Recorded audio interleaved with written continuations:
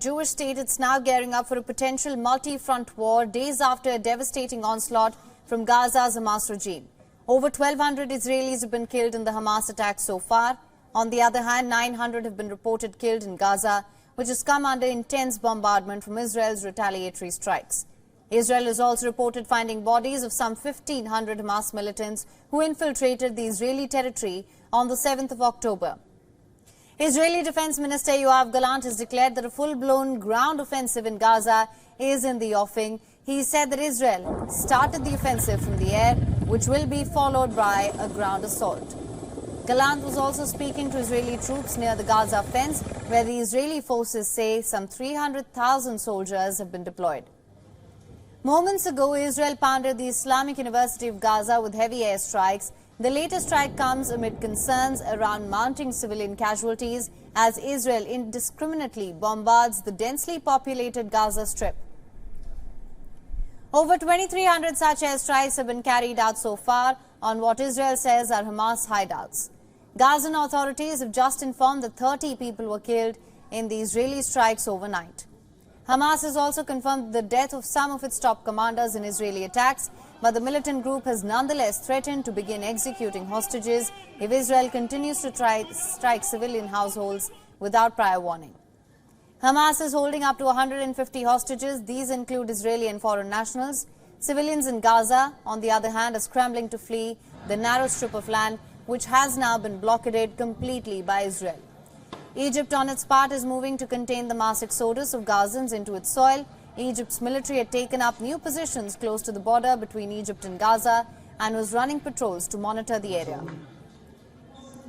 Israeli bombardments heavy already halted crossings at the only exit point from the Palestinian enclave.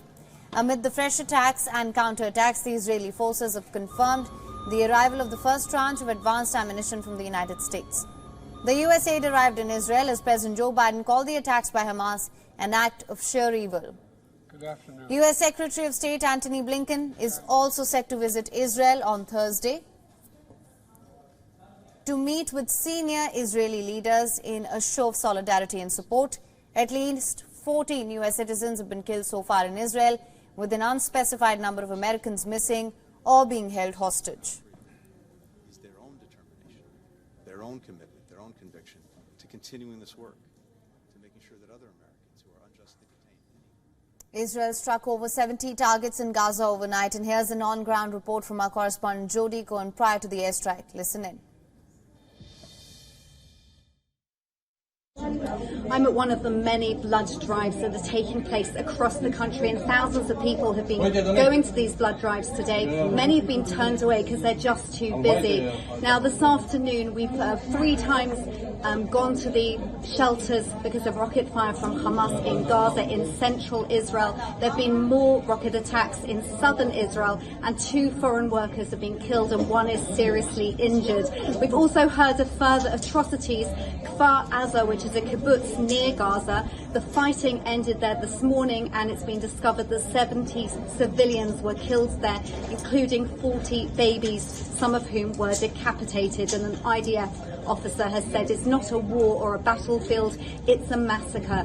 Now, 4 families from the US have called on President Biden to get involved in the hostage release, and Hamas has said that it will film the execution of hostages for any Israeli strike carried out without prior warning. And Hamas has said that it won't talk about a prisoner hostage exchange before the end of the war. This is Jody Cohen for WION World is One.